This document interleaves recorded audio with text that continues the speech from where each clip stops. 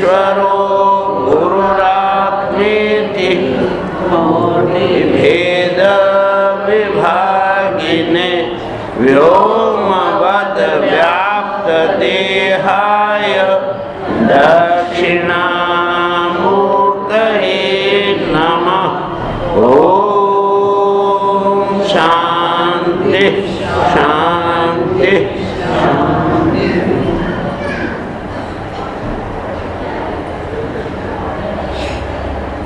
हाँ, जरा प्रेम से जो है ना सट के बैठो, खुले खुले मत बैठो। जितने प्रेम से बैठोगे उतना ही आनंद आएगा।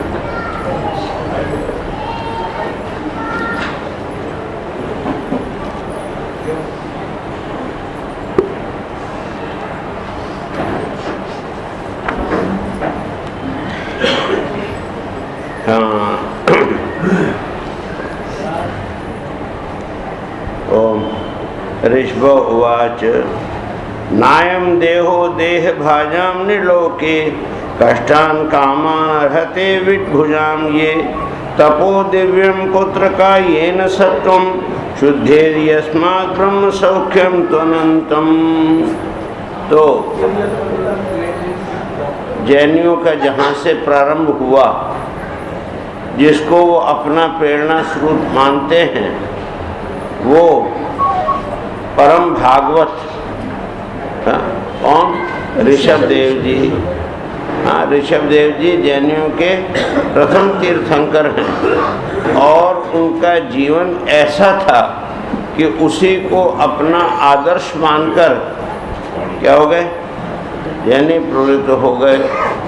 लेकिन किसी चीज़ की नकल करना और किसी का अनुकरण करना, दोनों में अंतर है। विवेक पूर्वक अनुकरण करना और आंख बंद करके अनुकरण करना, ये दोनों में बहुत अंतर है।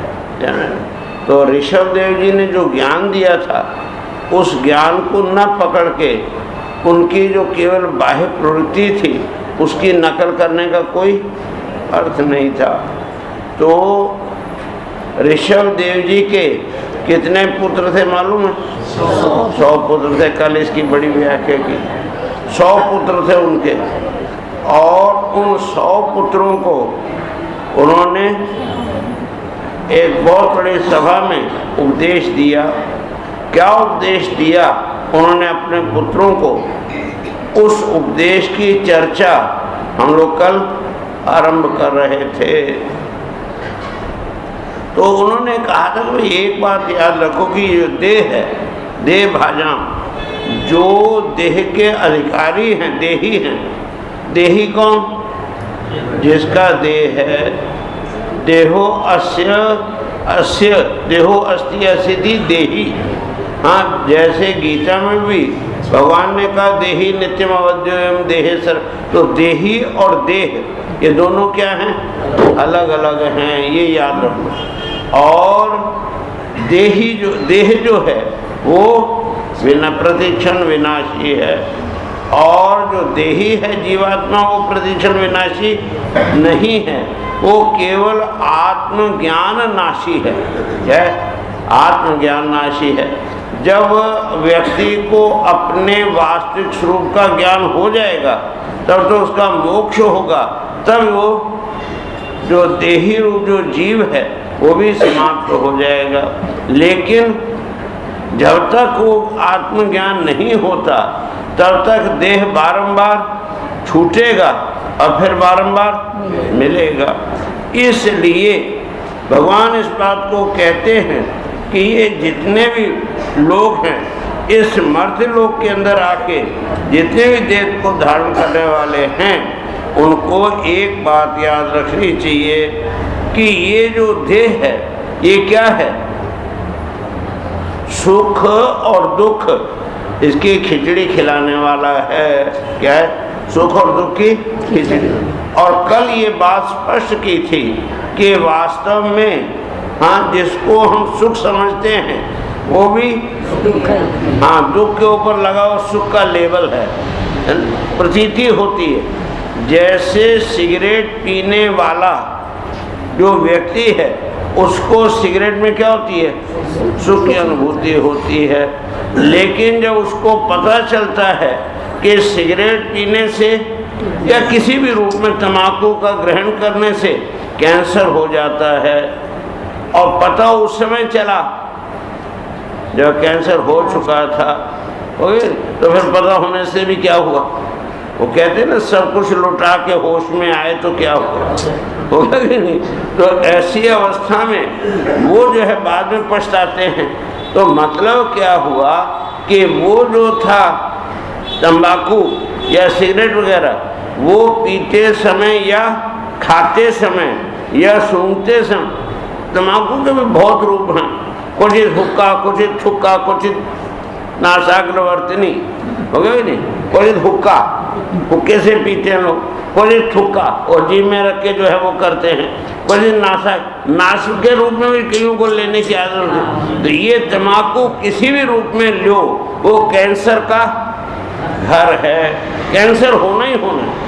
तो ऐसी अवस्था में देखने में सुख लगता है लेकिन होता दुख ही है, सुख लगते हैं पर भी दुख होता है। किसी किसी को कभी खुजली की बीमारी हो जाती है तो खुजाने में आनंद आता है कि दुख होता है, लेकिन हाँ, इसलिए गीता में भगवान ने 18वें अध्याय में इस सुख दुख की जहाँ व्याख्या किया वहाँ इस बात को स्पष्ट किया कि जो पहले क्या हो, सुख दे, अमृत की तरह लगे लेकिन बाद में विष की तरह हो जाए, उसको क्या कहते हैं, क्या कहते हैं, वो तामसी सुख है, होगा कि नहीं। और पहले तो लगे बिल्कुल कड़वा, क्या लगे, बिल्कुल कड़वा लगे, लेकिन बाद में अमृत का काम करे।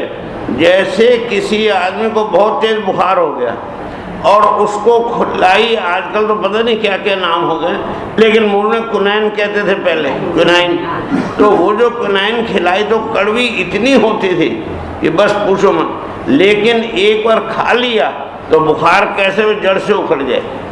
तो ऐसी अवस्था में कुनैन या नीम की पत्ती कितनी कड़वी होती है लेकिन कितनी गुणकारी होती है, तो ये एक नियम है। तो भगवान ने इस बात को स्पष्ट किया कि जो पहले सुख रूप लगे लेकिन अंत में विष का काम करे, और एक वो कि जो पहले विष रूप लगे लेकिन अंत में जाकर के अमृत का काम करे, तो दोनों में अंतर हो गया ना। ऐसी अवस्था में ये जितना भी आपको सुख महसूस होता है वो वास्तव में उसके पीछे दुख वेटिंग लिस्ट में खड़ा है। इसलिए इस बात को कहा कि ये जितना भी सुख और दुख है, हाँ, इसको देने वाला कौन, ये जितने भी विषय भोग हैं।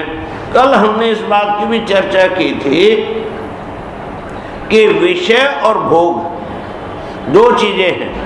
भोग वो है जो आपको अपने प्रारब्ध से मिलता है और वो आपको भोगना ही पड़ेगा, चाहे आप रो के भोगो चाहे हंस के भोगो, भोगना तो पड़ेगा। इसलिए जो विवेकशील हैं, बुद्धिमान हैं, वो उसको सहज भाव से हंस के भोग लेते हैं, और जो अज्ञानी हैं, जड़ बुद्धि हैं, वो लोग रो रो के भोगते हैं और उसके साथ अपना जो भविष्य है वो भी बिगाड़ लेते हैं। इसलिए ये जो विषय हैं, विषय वो हैं कि जो आपको अप्राप्त हैं लेकिन फिर भी आप उनकी कामना से खिंचे हुए चले जाते हैं, तो वो जो है कहलाते हैं विषय। और ये जो विषय हैं ये निरंतर नए नए बनते रहते हैं। इसलिए विषय और जो भोग तो भोगना पड़ेगा, लेकिन उस भोग को कैसे भोगना, विषय को जन्म देके भोग को भोगना या बिना विषय को जन्म दिए भोगना, बस इतना ही अंतर है। सन्यासी के लिए भगवान कृष्ण ने भगवत गीता में इस बात को स्पष्ट किया कि सर्व संकल्प सन्यासी। सन्यासी किसको कहते? जो कर्म का त्याग नहीं करता, क्या करता है? नए संकल्प का त्याग करता है। और आप लोग इस बात को जानते हैं कि आपकी कोई भी क्रिया, आपका कोई भी व्यवहार, कर्म बनता है किससे? संकल्प से, उद्देश्य और संकल्प। तो ऐसी अवस्था में वो नया संकल्प नहीं करता। जो भी भोग आता है तो उसको भोगता जाता है, नया संकल्प नहीं करता है। जैसे भोजन के विषय में ही सन्यासियों को उपदेश देते हुए भगवत पाद ने कहा, स्वादनम न तो याचिताम वीर्यवशात् प्राप्तेन संतुष्यताम, कि स्वादिष्ट अन्न की कभी भी याचना मत करो कि हमको ये खिलाओ, हमको वो खिलाओ, हमको ऐसा खिलाओ, वैसा खिलाओ, कभी याचना मत करो। ध्यान है ना, क्योंकि याचना करने का मतलब ही नया संकल्प करना है। और जो आ गया उसको खा लो। क्वचित जो है भिक्षाटन वृत्ति और क्वचित विजय शाल्योदन रुचि, होगा कि नहीं? तो इस तरह से जो मिल जाए। हाँ, हमारी आज इच्छा खीर खाने की है, हमको खीर खिलाओ। और आपने बड़े प्रेम से खीर खिला के हमको बना के खिलाई भी, लेकिन हुआ क्या कि वो हमारा खीर के खाते का एक चेक कट गया।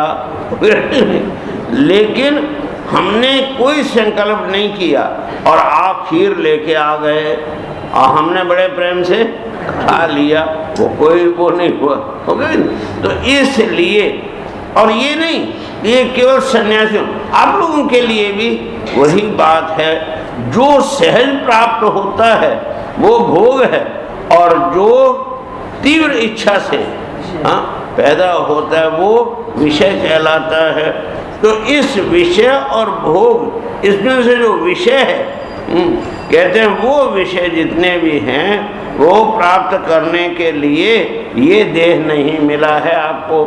भोग के लिए तो जितने भी शरीर है बाकी 83,99,999 ये जितने भी शरीर हैं ये सब के सब भोग शरीर हैं। वहाँ भोग तो आप सकते हैं लेकिन कर नहीं सकते। इसीलिए आज से 1,00,000 वर्ष पहले जो गधे थे वो आज भी गधे के गधे ही हैं। उन्होंने कभी कोई प्रगति नहीं की। जो भोग आता है भोग के चले गए, कुछ भी उन्होंने नया नहीं किया। कुत्ते जितने 1,00,000 वर्ष पहले जैसे कुत्ते थे आज भी वैसे ही कुत्ते ही हैं। हाँ, इसका अर्थ ये नहीं समझना कि जो इस बार गधा वो अगले जन्म में भी गधा ही बनेगा, ऐसा नहीं।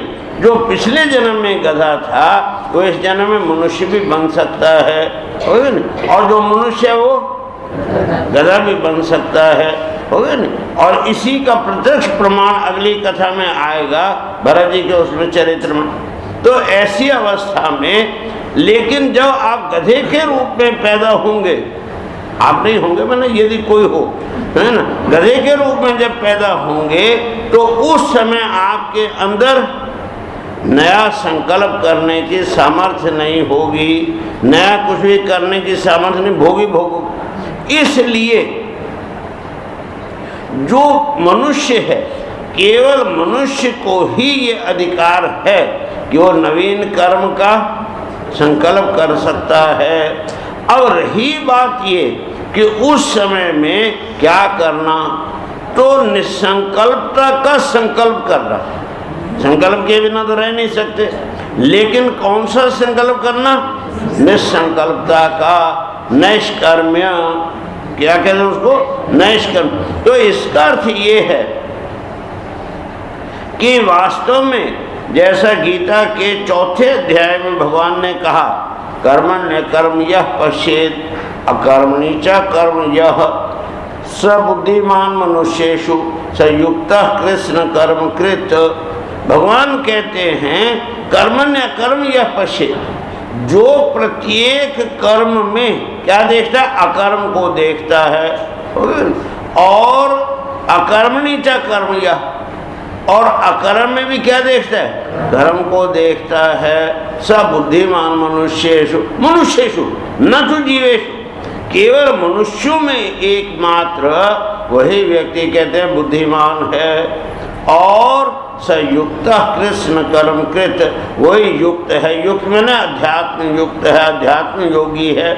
और कृष्ण कर्म मैंने जिसने अपने संपूर्ण कर्मों को ज्ञान अग्नि के द्वारा जला दिया, वो व्यक्ति ऐसा कृष्ण कर्मकृत है, अर्थात उसका कोई आगे कर्म नया जमा नहीं होगा।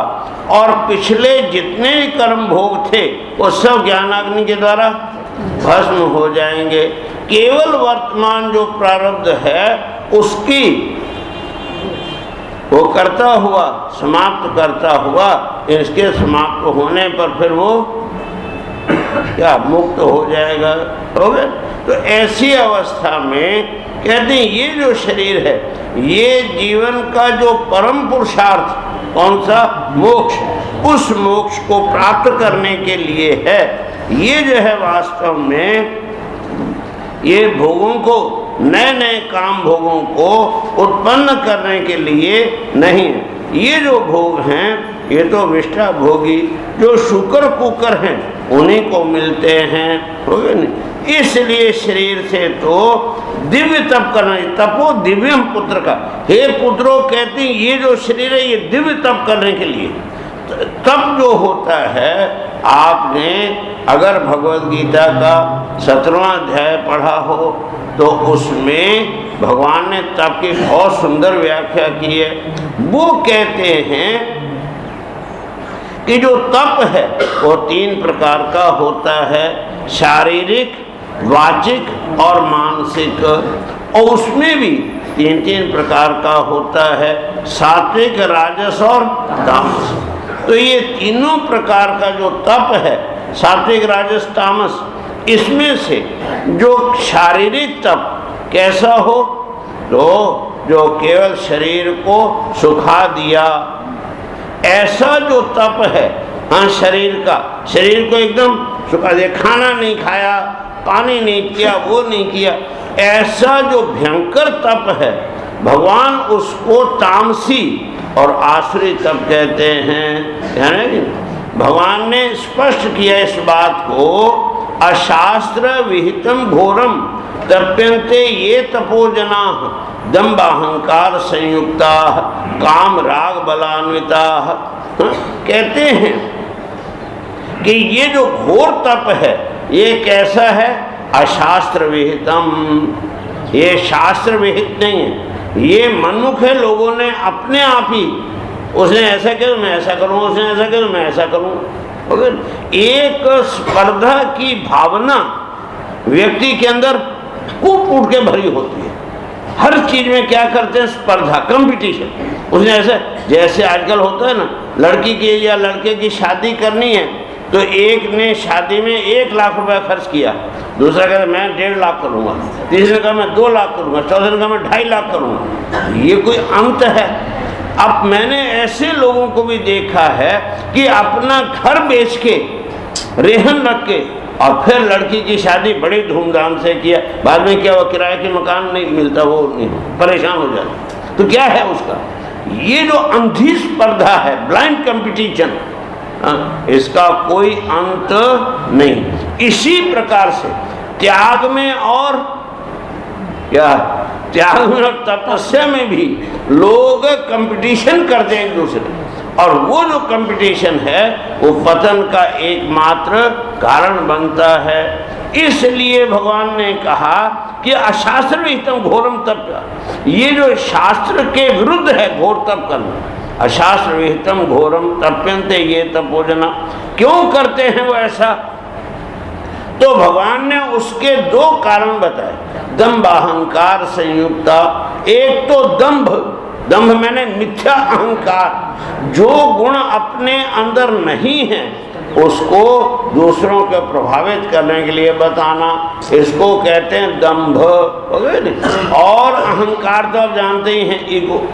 तो ऐसी अवस्था में दंभ अहंकार से युक्त, और फिर उनके साधन क्या है तपस्या के?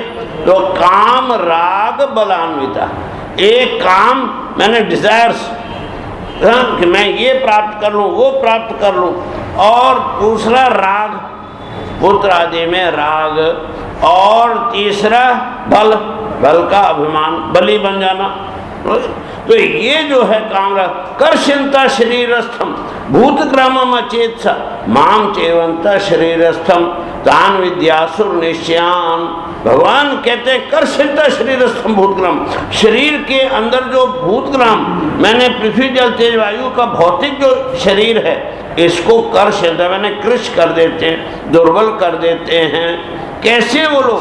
कहते हैं अचेतसा, बुद्धिहीन लोग, जड़ बुद्धि वाले लोग हैं, जिन्होंने अपने चेतस में चेतना को दफन कर दिया, दबा दिया है। ऐसे जो लोग हैं वो इस शरीर को सुखा देते हैं। और माम चेवंता शरीरस्थम, अंत शरीर में बैठा हुआ मैं, मुझे भी क्या करते हैं? कृष कर देते हैं, दुर्बल कर देते हैं। क्यों? कि इस दुर्बल शरीर में ही दुर्बल आत्मा का प्रकाश पड़ता है। आत्मा का प्रकाश कैसे होगा? दुर्बल ही होगा। इसलिए जब वोल्टेज लो हो जाए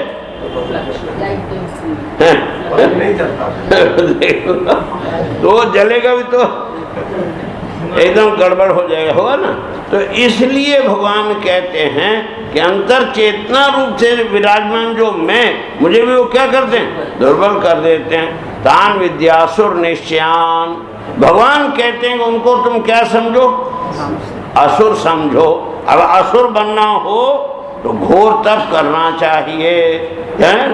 और इसके विपरीत जो सात्विक तप है, सात्विक तप क्या है?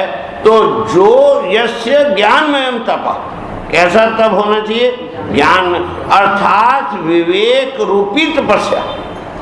क्या करना चाहिए?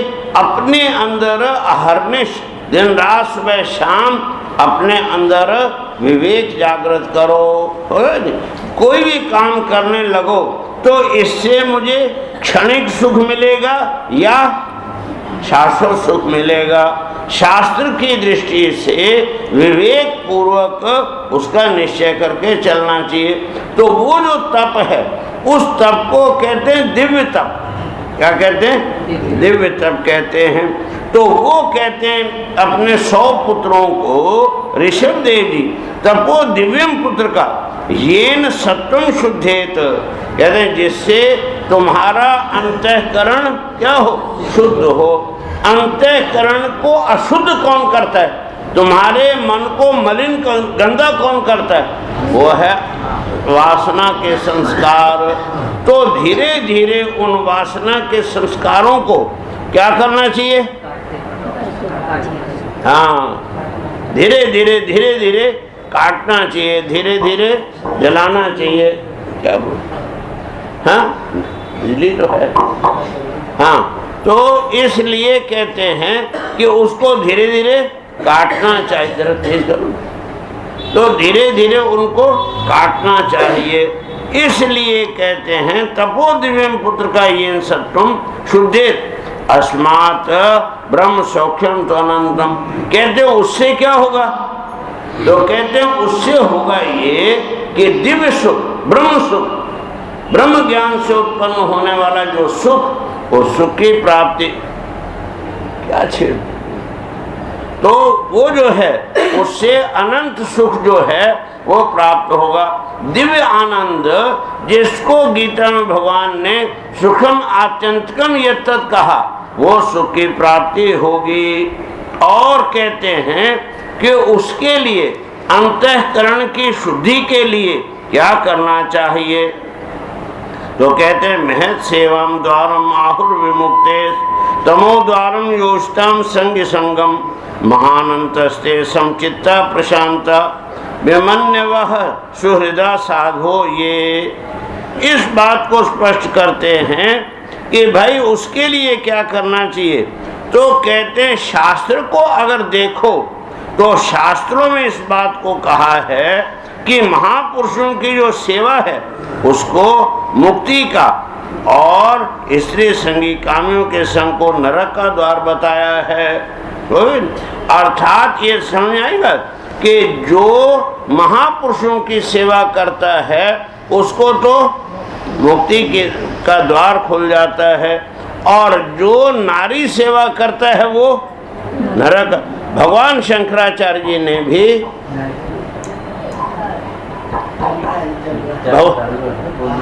भगवान शंकराचार्य जी ने भी इस बात को स्पष्ट किया कि द्वारम किमेकम नरकस्य नारी।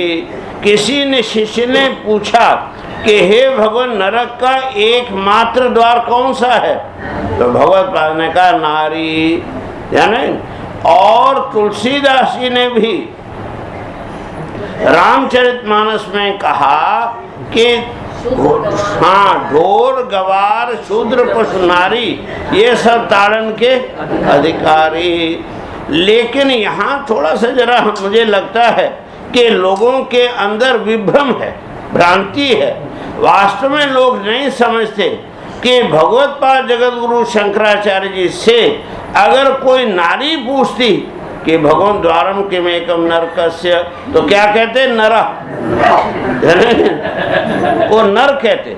इसी प्रकार से तुलसीदास जी भी जब कहते हैं तो वहां भी अभिप्राय नारी से। क्या तुलसीदास जी, एक मिनट ध्यान देना, क्या तुलसीदास जी कौशल्या माता को या पार्वती माता को या और जो जानकी जी हैं उनको ताड़न का अधिकारी मानते हैं? बोलो भाई, नहीं मान। प्रारंभ में मंगलाचरण में देखो और आगे पूरी रामायण पढ़ जाओ तो देवियों की उन्होंने कितनी स्तुति की है। लेकिन वहां नारी का अर्थ क्या है जरा ये भी समझ लो। आप लोग क्या हैं, नारी हैं कि नर हैं? नारी। और वो नर है। नर। क्या अंतर है दोनों में? तो दोनों की शारीरिक जो रचना है, बनावट है, वो अलग अलग है। अच्छा, दूसरा एक सवाल पूछें कि मनुष्य कौन है, नर मनुष्य कि नारियां मनुष्य हैं? तो इसका मतलब क्या हुआ कि मनुष्यता की दृष्टि से न कोई नर है और न कोई नारी है। तो नर नारी कौन है? जो केवल स्थूल शरीर के अंदर ये है बैठा हुआ, वो नर नारी है, इससे आगे नहीं जाता। तो वो है नर नारी। जैसे वो शूर्पणखा वो अपने आप को राम जी के सामने जाके क्या कहती कि मैं दुनिया की विश्व की सुंदरी हूँ, विश्व सुंदरी हूँ। भले उन समय में कॉन्टेस्ट ये नहीं होते थे वर्ल्ड किंग के, लेकिन वो समझती है कि मैं विश्व सुंदरी हूँ। और राम को कहते तुम क्या हो? विश्व सुंदर हो। इसलिए हम दोनों मिल जाएं तो क्या जो है ये होगा। तो ये है, वो उसको पति की आवश्यकता नहीं है, उसको माता की या पिता की आवश्यकता नहीं है, उसको किसकी आवश्यकता है? या नर की आवश्यकता। उसकी दृष्टि केवल नर के ऊपर है। और एक स्त्री है जो 85 वर्ष की, और भगवान उसके पास स्वयं जाते हैं, हाँ, और जाकर के क्या करते हैं? हाँ, उसको आई भामिनी शब्द कहते हैं। भामिनी मैंने सुंदरी, सुंदरी कहते हैं। और वो कितनी सुंदर है, तो लिखा है उसमें कि उसके जो बाल हैं वो तो चांदी की तरह सफेद हैं और शरीर तवे की तरह काला है। सारे शरीर पर झुर्रियाँ जानते हैं ना, झुर्रियाँ कर, तो वो झुर्रियाँ पड़ी हुई हैं और आँख से दिखाई नहीं देता, कान से सुनाई नहीं देता, और मुंह में दांत नहीं है, और 90 डिग्री का एंगल बनाती हुई लाठी पकड़ के चलती है। और भगवान उसको कहते हैं सुंदरी। कभी आपने ऐसी सुंदरी को देखा है? तो भगवान क्यों कहते हैं सुंदरी? तो उसका एकमात्र कारण ये है कि वो नर या नारी को नहीं देख रहे, वो किसको देख रहे हैं? वो अंदर वाले को देख रहे हैं। वो एक 16 वर्ष की नौजवान लड़की एक महर्षि, क्या नाम, मातंग, मातंग का स्पेलिंग जानते हैं? MATTUNGA, मातंग है ना। उसको आजकल लोग माटुंगा बोलते हैं बम्बई में, है ना। तो वहां मातंग ऋषि का आश्रम था। तो वो लड़की 3 बजे रात को उठ के और सारे आश्रम में पानी छिड़क के, झाड़ू लगा के, और 4 बजे जो ऋषि उठते हैं उसके पहले वो भाग जाती है। ऋषि बड़े परेशान, ये कौन आता है सेवा करता, हमको सेवा का मौका ही नहीं मिलता। तो एक दिन एक ऋषि ने देख लिया और उसको डांटने लगे सब लोग। तो वो रोती हुई गुरुजी के पास गए, मातंग ऋषि के पास। गुरुदेव, मुझे सब डांटते, मैं क्या करूं? उन्होंने कहा, बेटी जा, तू छोड़ इसको, तो अपनी कुटिया को साफ कर। अपनी कुटिया मतलब ये, लेकिन उसने नहीं समझा। वो जो अपनी कुटिया थी जिसमें रहती थी, झोपड़ी, उसको ही साफ करके, चमका करके, उसमें फूलों की सजावट करके बड़ा सुंदर बना के, अच्छे अच्छे फल ला के रखे कि मेरे घर में भगवान आएंगे। लेकिन रात हो गई, भगवान नहीं आए। चलो आज नहीं आए, कल आएंगे। अगले दिन भी नहीं आए, अगले दिन भी नहीं आए। महीना निकल गया, साल निकल गया, 1, 2, 10, 20 नहीं, 69 साल निकल गए, 69 ईयर्स। और वो 16 वर्ष की लड़की कितनी बड़ी हो गई? 85। तो उन 69 वर्षों में 1 सेकंड के लिए भी, 1 क्षण के लिए भी उसके मन में ये संदेह पैदा नहीं हुआ कि अगर भगवान नहीं आए तो आपको तो गुरु बनाते हैं, और उसने गुरु की बनाई हुई जो तपस्या किया, महीना, 2 महीने, 3 महीने, 4 महीने किया, अगर कुछ नहीं हो तो कहते हैं ये गुरु ने हमको ठग लिया, बेकार है, ये गुरु दूसरा गुरु करेगा। समझे नहीं? तो झट दूसरे गुरु के पीछे दौड़। लेकिन वास्तव में 1 मिनट की भी उसकी निष्ठा, ये जो दृढ़ निष्ठा थी, ये था उसका सौंदर्य। अब उसको भगवान दर्शन करने के लिए जाते हैं कि वो जो है क्या ताड़ना के लिए जाते। तो जिसको ताड़ना की उसके तो उन्होंने नाकान कटवा दी। वो ताड़ना वो किसको की? उन्होंने नारी को, है ना। तो ये बात ध्यान रखो कि भगवत्पाद जगद्गुरु शंकराचार्य जी भी जब मंडन मिश्र के यहाँ गए शास्त्रार्थ के लिए, लंबी कथा को छोड़ो, तो उन्होंने जब कहा शास्त्रार्थ के लिए तैयार हुए और कहा कि भाई ये बताओ हम दोनों के बीच में मध्यस्थ कौन होगा? तो उन्होंने कहा तुम्हारी धर्मपत्नी, है ना। तो वो धर्मपत्नी को नरक के दरवाजे को मध्यस्थ मान दें क्या? ऐसा नहीं, वो उसको क्या मानते? माता मानते।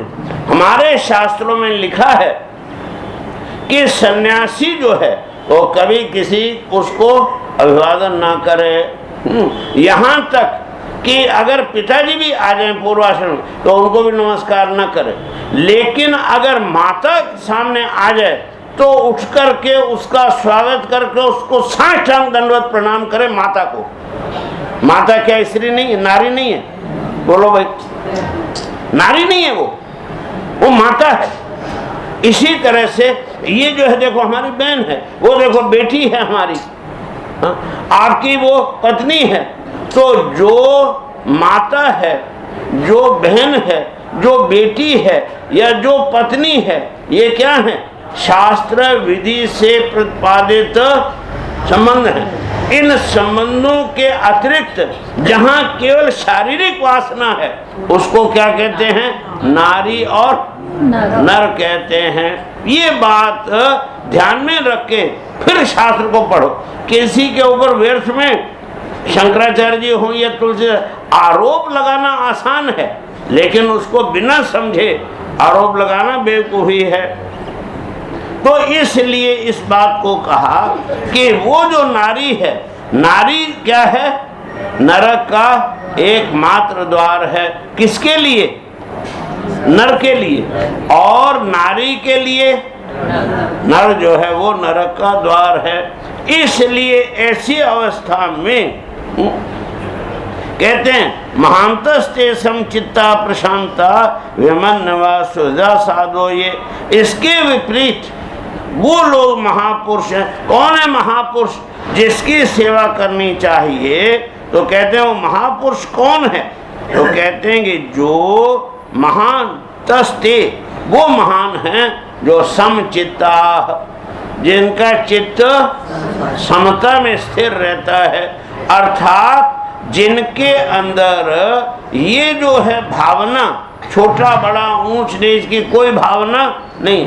भगवान श्री कृष्ण भगवद गीता में इस बात को स्पष्ट करते हैं कि समोहम सर्वभूतेषु, मैं सब प्राणियों में समान हूँ, सम हूँ, समोहम सर्वभूतेषु, न में द्वेषोस्ति न प्रिय, न तो मेरा कोई द्वेष है, मैंने द्वेष का विषय है, मैं किसी से द्वेष नहीं करता हूँ, और न प्रिय, मेरा कोई प्रिय भी नहीं है, मैं किसी से प्रेम भी नहीं करता हूँ। ये बात सिद्ध तो हुई ना, मेरा कोई प्रिय नहीं। भगवान इस बात को कहते हैं, लेकिन अगले श्लोक में कहते हैं प्रियोसी में सखा चेती रहस्य में उत्तम, कि तुम मेरे प्रिय हो, मेरे सखा हो।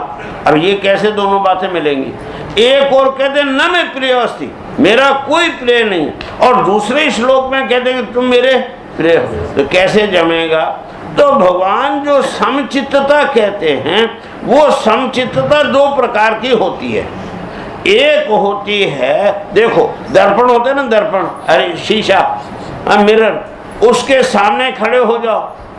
एक तो वो मिरर है जो आपको आपकी शक्ल दिखाता है, और एक है धूप, सूर्य की धूप या बिजली की लाइट, उसके सामने खड़े हो जाओ तो वो भी आपकी शक्ल की प्रतिछवि बनाता है, दोनों बनाते हैं ना। लेकिन दर्पण के सामने एक अति रूपवती कन्या खड़ी हो जाए तो उसमें रूपवती दिखेगी कि काली दिखेगी? रूपवती दिखेगी। और एक अत्यंत क्रूप व्यक्ति खड़ा हो जाए तो वो रूप दिखेगा, हो गया कि नहीं? लेकिन जो धूप की पड़ी, धूप की लाइट पड़ी, और वो पीछे जो छवि बनती है दीवार पर, वो सबकी एक जैसी काली की। अब समान सम किसको कहोगे? दर्पण को कि सूर्य को? हैं? सूर्य सबको एक सा दिखाता है, चाहे कोई काला हो गोरा हो, सबको क्या दिखाएगा? काला। सुंदर हो क्रूप हो, सबको काला ही दिखाएगा। और दर्पण, तो अब बताओ ईमानदारी से बोलो, तटस्थ कौन है, सम कौन है, निष्पक्ष कौन है? बिल्कुल गलत। वो एक, हम लोग पहले बचपन में कहानी सुना करते थे, अंधेर नगरी चौपट राजा, टके सिर भाजी टके सिर खाजा। और ये समानता, ये भाजी भी 2 पैसे की शेर, टका मैंने 2 पैसे, और खाजा मैंने वो जो है काजू किशमिश का, वो भी 2 पैसे से। और ये बताओ, ये जो है समानता है? तो ऐसी अवस्था में समानता का अर्थ है कि बिल्कुल तटस्थ रहे, किसी का पक्ष न, जो जैसा है उसको वैसा ही दिखाए, उसका नाम है समानता। जो जैसा है उसको वैसा ही दिखाए, उसका नाम समानता है। आपने तराजू देखी कि नहीं? तराजू में 2 पलड़े होते हैं, एक तरफ आप बट्टा रखते हैं वजन, और दूसरी तरफ सामान रखते हैं। अच्छा, दोनों को उठाते हैं आप कहाँ से? बीच में से, सेंटर में से। वो एक रस्सी बंधी होती है ना, उसे पकड़ के यूं उठाए। अब इधर ज्यादा होगा तो ये झुकेगा, उधर ज्यादा होगा तो उधर, लेकिन बीच में सेंटर में जो है वो किधर झुकेगा? वो स्थिर रहता है, वो है वो तटस्थ है। उसको इस बात से कोई मतलब नहीं कि इधर सोना रखा हुआ है या इधर लोहा, या इधर सोना और उधर लोहा, उसे कोई मतलब। तो उसको कहते हैं तटस्थ। तो समचित्त का अर्थ है कि जो जैसा है उसको वैसा ही वो जो जैसा है उसको वैसा देखने के लिए क्या चाहिए? विवेक चाहिए। वैज्ञानिक विवेक चाहिए, विज्ञान युक्त विवेक चाहिए, जाने ना। तो ऐसी अवस्था में भगवान इस बात को कहते ऋषभ देव जी, महांतस्ते समचित्ता, और समचित्त होने के कारण से ही भगवान कहते हैं प्रशांता, और क्या हो जाते हैं? परम शांत, प्रकर्षण शांत। उनका चित्त एकदम क्या रहता है? शांत रहता है। क्यों? कि उनकी दृष्टि न तो इधर सोने की तरफ जाती है, न इधर लोहे की तरफ जाती है, न लोहे की तरफ न गेहूं की तरफ, कोई भी चीज। तो ऐसी अवस्था में उनके अंदर वो न होने से उनके अंदर किसी प्रकार की चिंता ही नहीं होती। और चिंता जो होती है वो कब होती है? चिंता है ना, चिंता। देखो, एक परिवार के 3 सदस्य हैं। कितने? 3 मेंबर हैं। एक का नाम है चिंता, एक का नाम है चिता, और एक का नाम है चिंतन। तीनों भाई बहन हैं, सगे, है ना। तो चिता और चिंता ये दोनों क्या करते हैं? जलाते हैं। चिता जो है वो मुर्दे को जलाती है और चिंता जिंदे को जलाती है। चिता मुर्दे को भी केवल एक बार जलाती है और चिंता जिंदे को बारंबार जलाती है। और इस जलन से बाहर निकालता है अगर कोई, तो वो चिंतन है। तो चिता तो आप जानते ही हैं, चिंता का अर्थ है वरी, अंग्रेजी में वरी कहते हैं, और चिंतन का अर्थ है थिंकिंग, समझेंगे नहीं। तो इसलिए दोनों में अंतर समझ आया। तो ऐसी अवस्था में जब आपका चिंतन ठीक होगा तो आपके सामने चिंता आ ही नहीं सकती। इसलिए गुरु नानक देव जी ने स्पष्ट शब्दों में लिखा कि चिंता ताकि कीजिए जो अनहोनी हो, है ना। चिंता किसकी करो? जो अनहोनी, और अनहोनी कभी हो नहीं सकती। हाँ, इसलिए पंचदशी में विद्यारण्य स्वामी इस बात को स्पष्ट करते हैं कि यद अभावी न तद भावी, भावी चे न तद अन्यथा, इति चिंता विषग्नोयम बोधो भ्रम निवर्तक। कहते हैं यद अभावी न तद भावी, जो अभावी है, न होने वाला है, अनहोना है, वो कभी हो नहीं सकता। और भावी चेत, अगर वो होने वाला है तो न तदन्यथा, उसको कोई डाल नहीं सकता है। तो फिर चिंता क्यों करते हो?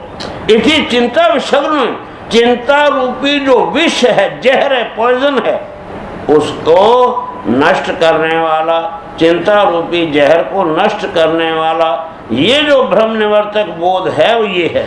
ऐसा विवेक अंदर होना चाहिए। और भगवान कहते हैं कि ये जो अवश्यम भाविता है पदार्थों की, ये जो होना है वो होना ही है, उसको ईश्वर भी नहीं रोक सकता। अवश्यम भावी भावानाम प्रतिकारो भवेद यदि तदा दुखे न लिपेरन नल राम युधिष्ठिरा। कहते हैं जो अवश्यम भावी है उसका अगर कोई प्रतिकार कर सकता तो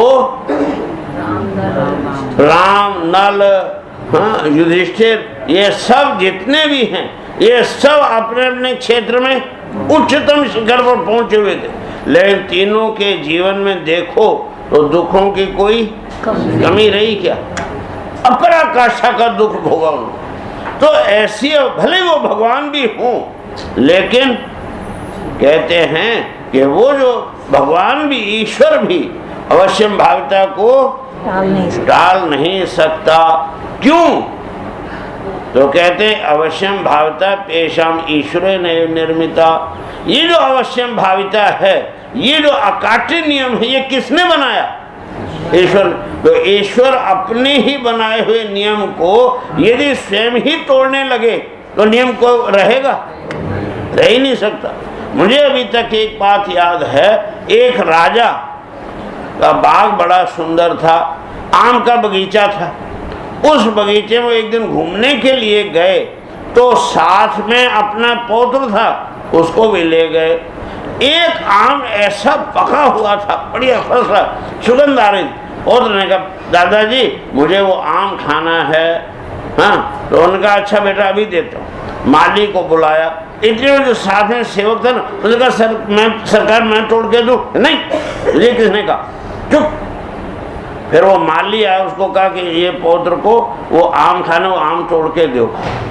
तो उन्होंने वो आम तोड़ के दिया तो काम बन गया। लेकिन बाद में वो जो था नौकर उनका, उसने पूछा कि भगवान ये मैं तोड़ देता तो उस दिन माली को इतना। कहते भाई तू नहीं समझेगा, अगर आज मेरा पौत्र आम को अपने आप तोड़ ले तो कोई उसको बोल नहीं सकता, कल फिर मेरा मंत्री तोड़ेगा तो उसको कौन बोलेगा, और मंत्री तोड़ेगा उसको नहीं बोलेगा तो फिर उसके नीचे का जो कर्मचारी वो तोड़ेगा तो उसको कौन बोलेगा। परिणाम क्या होगा? भाग जाओ, उजड़ भाग ही नहीं रहेगा। तो इसीलिए जो टॉप के ऊपर बैठा हुआ व्यक्ति है उसको बड़े संयम की आवश्यकता होती है। जितना बड़ा होगा उतना ही संयम जरूरी है। क्यों कि छोटा व्यक्ति जो काम करेगा वो उतनी छोटी जगह को प्रभावित करेगा, और जो जितना बड़ा होता है उसका प्रभाव भी।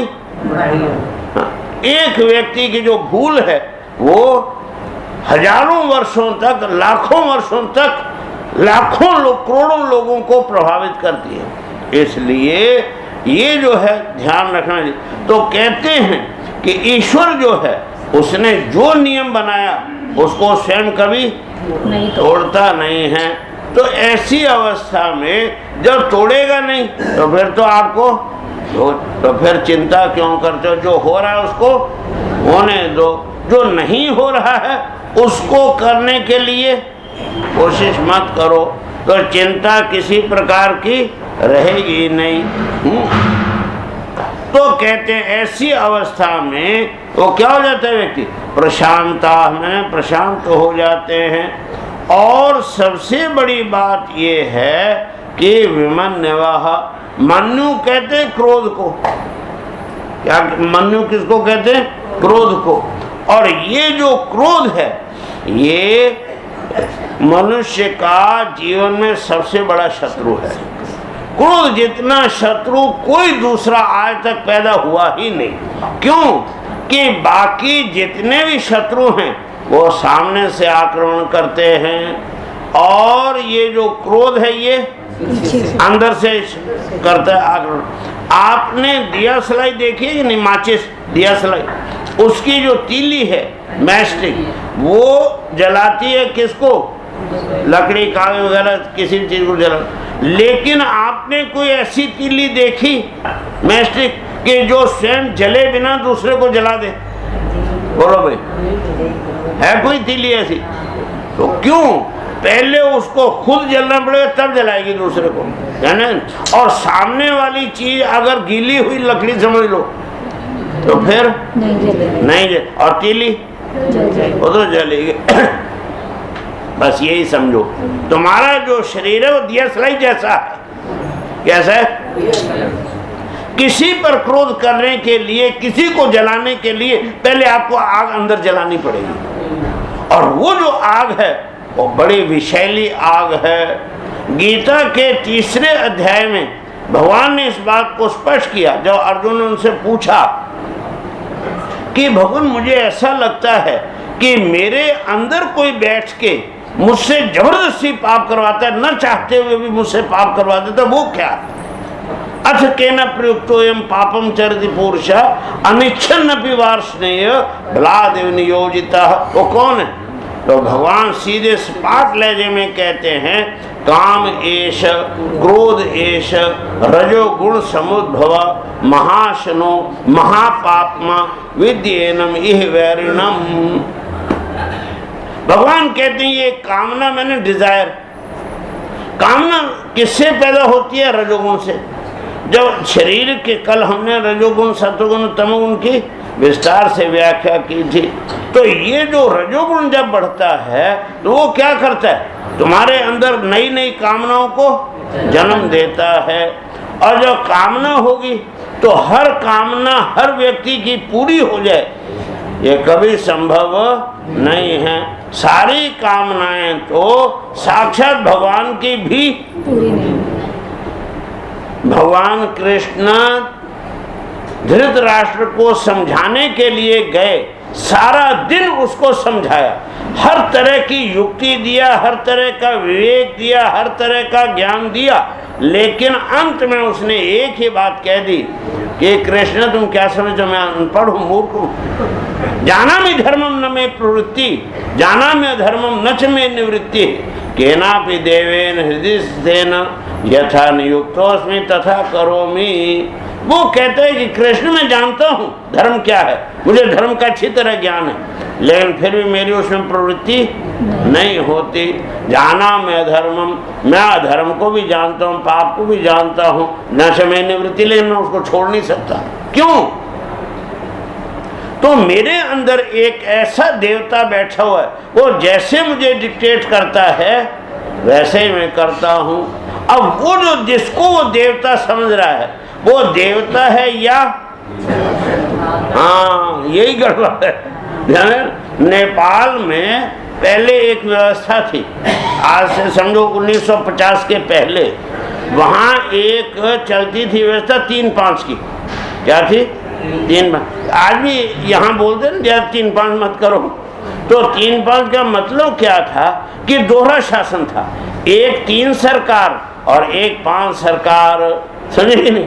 तो 5 सरकार थी, वो तो महाराजा अधिराज थे वहाँ के, उनको कहते हैं 5 सरकार, और जो वहाँ का प्रधानमंत्री है उसको कहते हैं राजा, और वो कहलाता था 3 सरकार। लेकिन जो भी कानून बने, जो भी नियम बने, वो कौन बनाता था? 3 सरकार। और नाम किसका होता था? 5 सरकार का। तो अगर बदनामी हुई किसी बात से तो 5 सरकार बदनाम होंगे, और लाभ हुआ तो किसको होगा? 3 सरकार को। ये दोहरा शासन था। तो इसी तरह से तुम्हारे अंदर भी वही नेपाल बना हुआ है, तुम्हारे अंदर भी एक 3 सरकार और एक 5 सरकार। 5 सरकार वो जो 5 जन्य है, परमेश्वर। परमेश्वर जो है वो क्या है?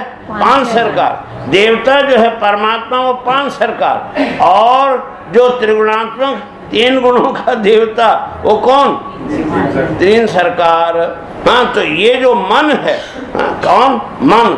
ये मन 3 सरकार है, हो गया कि नहीं? और वो अंदर जो बैठा है वो 5 सरकार। तो नाम होता 5 सरकार का और करने कराने वाला 3 सरकार। तो इसलिए धृतराष्ट्र जो है वो इस बात को कहता है केनापि देवेन, तो देवता मैंने 3 सरकार, यहाँ ध्यान रखना, 5 सरकार नहीं। तो 5 सरकार जो है वो तो परमेश्वर है। तो ऐसी अवस्था में भगवान कृष्ण भी धृतराष्ट्र को चाहने पर भी नहीं समझा सके। तो ऐसी अवस्था में तुम्हारी सब इच्छाएं पूरी हो जाएं, ये कभी संभव है?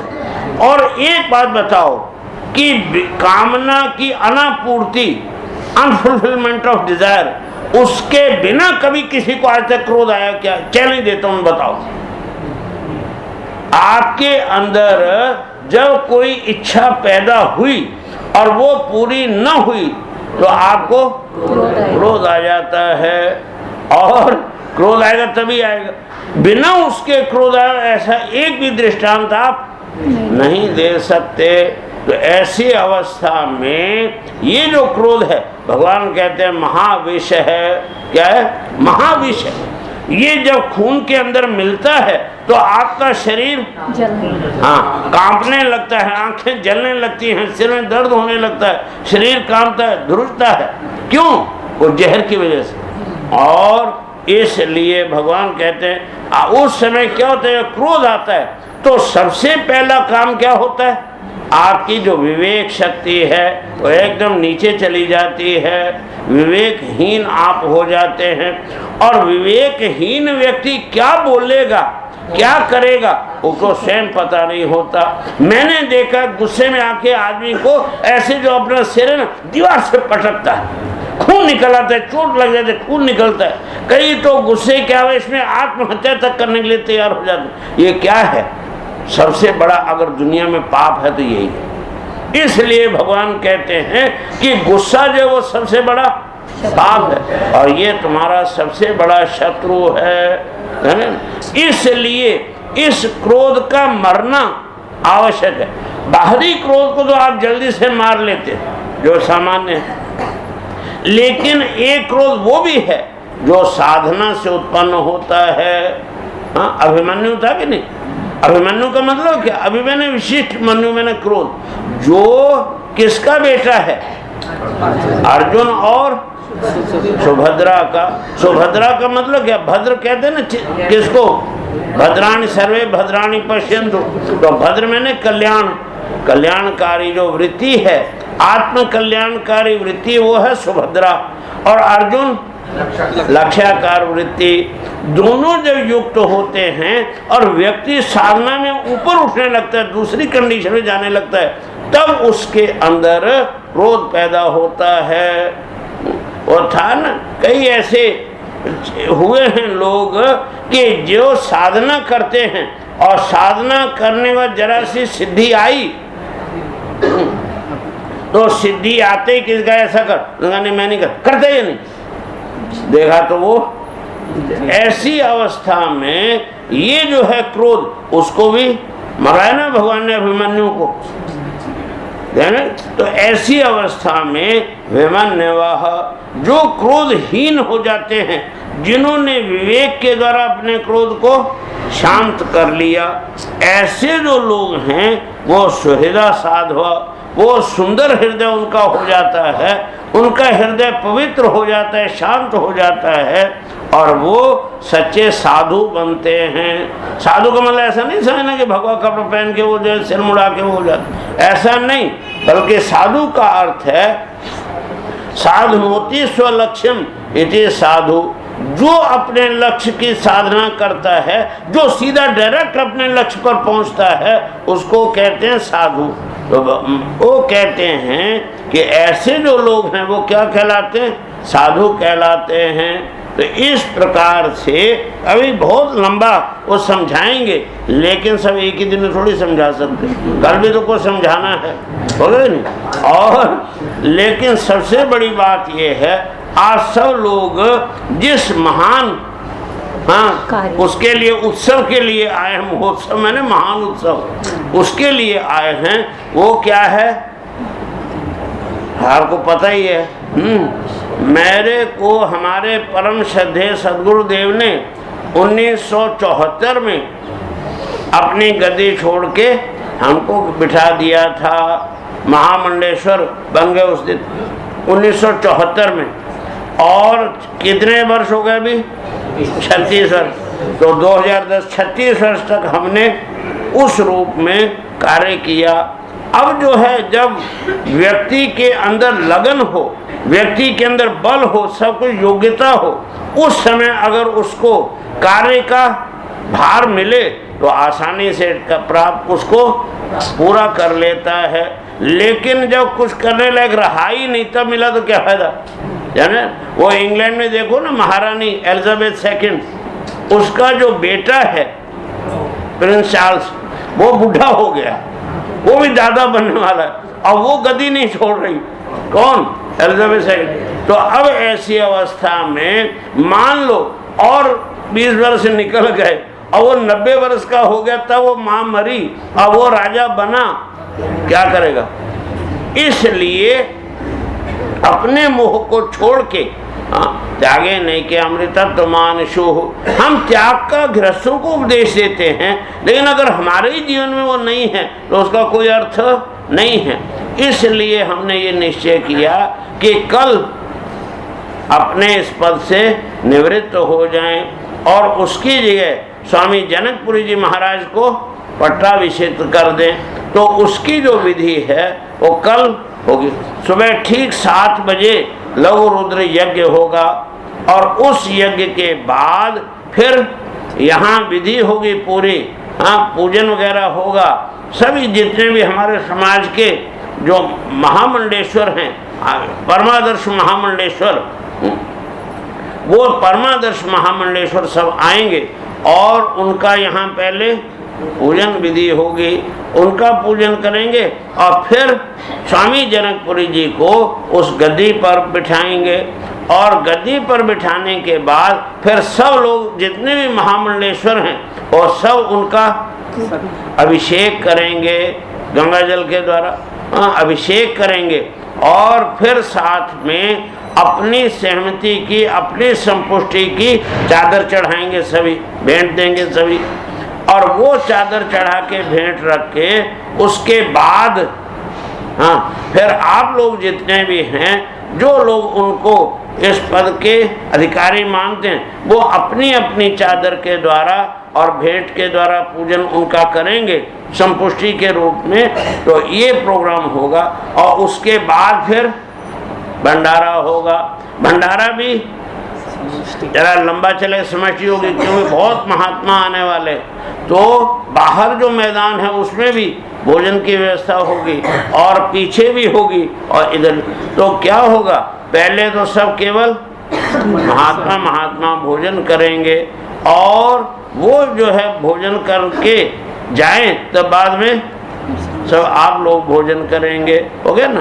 तो ऐसी व्यवस्था है।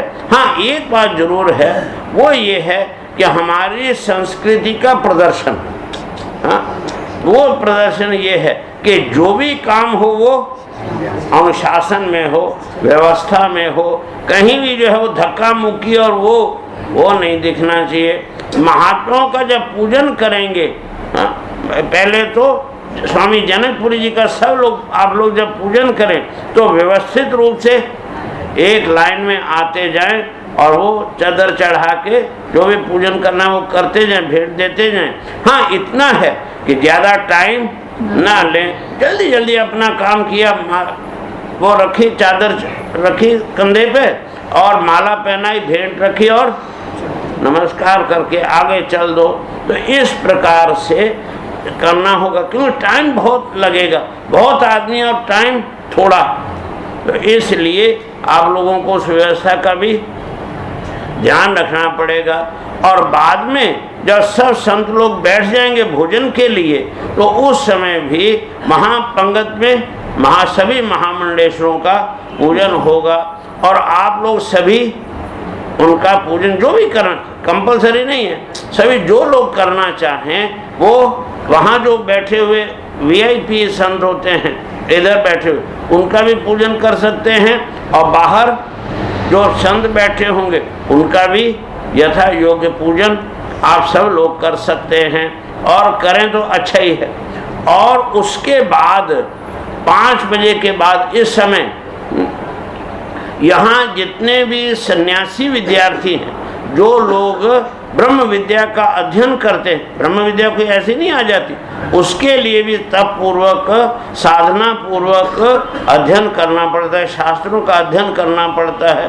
तो उनको प्रोत्साहित करने के लिए, उनको प्रेरणा देने के लिए हमने कल उनको 5 बजे यहाँ बुलाया। जितने भी यहाँ के विद्यार्थी, सन्यासी विद्यार्थी हैं, उन सबको आमंत्रित किया है 5 बजे, तो वो सब आएंगे।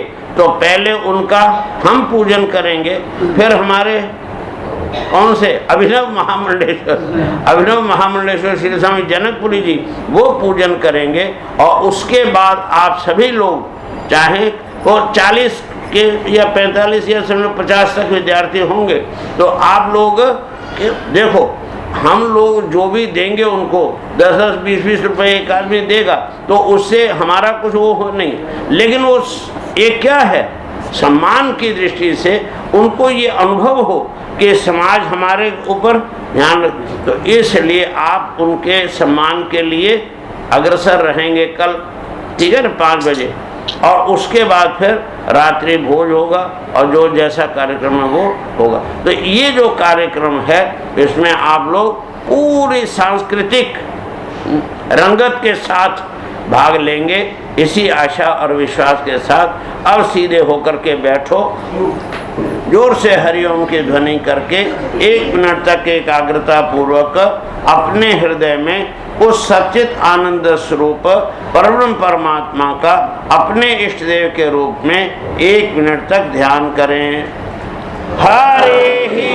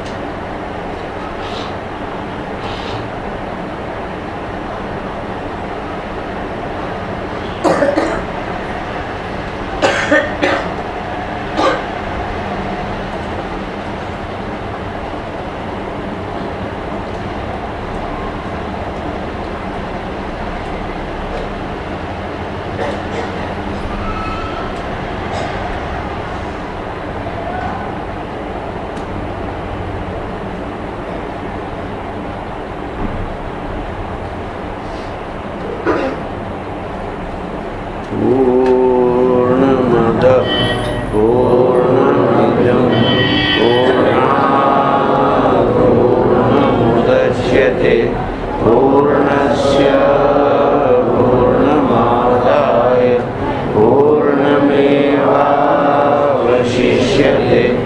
ॐ शान्ति शान्ति शान्ति। शङ्करं शङ्कराचार्यं केशवं बादरायणं सूत्रभाष्यकृतौ वन्दे भगवन्तौ पुनः पुनः। ईश्वरो गुरुरात्मेति मूर्तिभेदविभागिने व्योमवद्व्याप्तदेहाय दक्षिणामूर्तये नमः।